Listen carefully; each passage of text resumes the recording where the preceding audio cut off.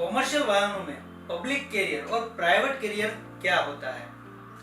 काफी सारे कॉमर्शियल वाहन धारकों को इसकी जानकारी नहीं होती है, जिसके कारण वो कई जगह पर गलतियां कर देते हैं और इसी कारण से उनको कई बार नुकसान भी उठाना पड़ता है। खासकर इंश्योरेंस लेते वक्त इसकी सही जानकारी देना बहुत ही जरूरी होता है। तो आज के इस वीडियो में हम जानेंगे कि कॉमर्शियल व्हीकल में पब्लिक कैरियर और प्राइवेट कैरियर में क्या डिफरेंस है और इसका इंश्योरेंस के प्रीमियम पर क्या फर्क पड़ता है।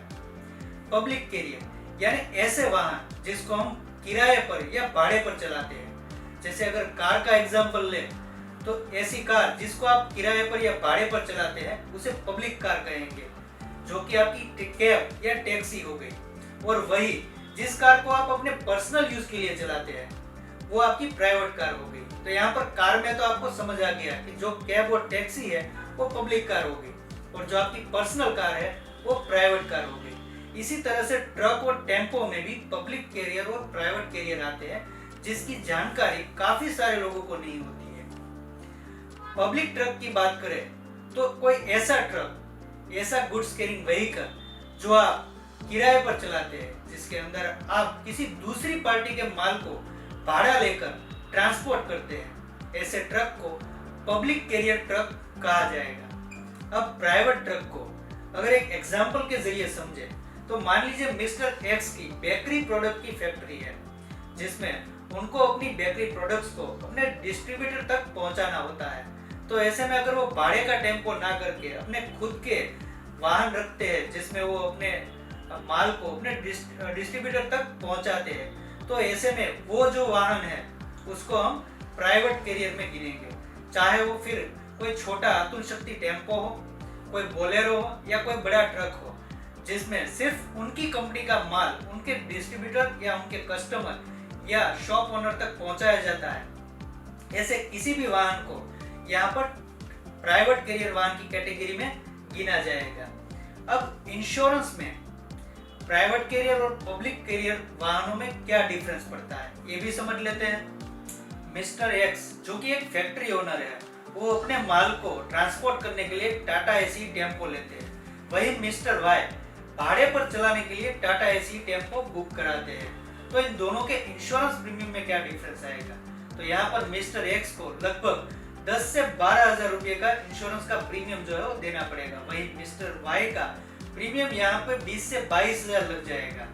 तो इंश्योरेंस के प्रीमियम में सिर्फ प्राइवेट और पब्लिक ट्रांसपोर्ट होने के कारण इतना लंबा डिफरेंस आता है।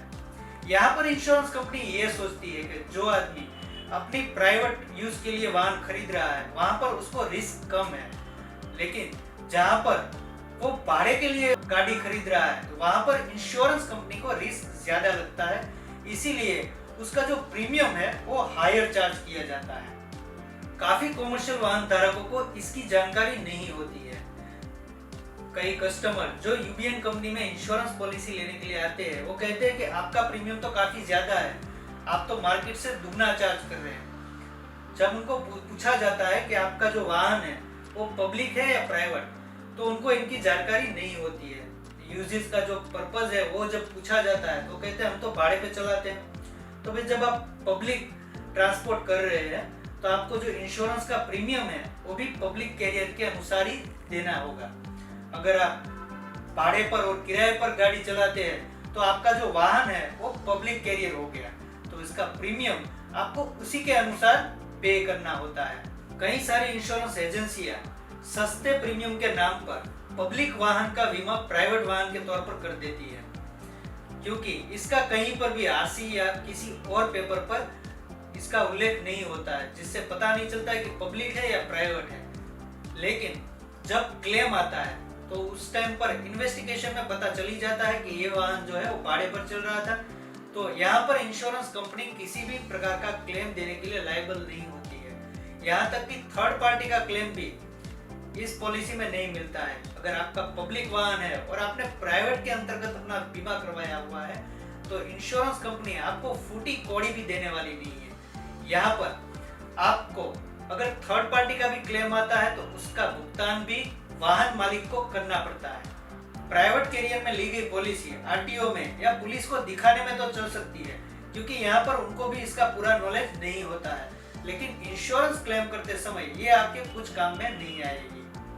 अगर आप अपने किसी कॉमर्शियल या प्राइवेट वाहन का बीमा करवाना चाहते हैं, या अगर आपकी कोई पॉलिसी है वो सही है या गलत, पब्लिक है या प्राइवेट, इसके बारे में जानना चाहते हैं, तो आप नीचे दिए गए हमारे व्हाट्सएप नंबर पर व्हाट्सएप कर अपनी पॉलिसी और व्हीकल की डिटेल्स शेयर कर सकते हैं। हमारी टीम आपको इसकी सही जानकारी प्रोवाइड करेगी। इसके अलावा अगर आपका कोई सवाल है तो आप नीचे दिए गए कमेंट बॉक्स में भी उसे लिख सकते हैं। अगर आज का ये वीडियो आपको पसंद आया है तो वीडियो को लाइक करें, शेयर करें और हमारे चैनल को सब्सक्राइब करें।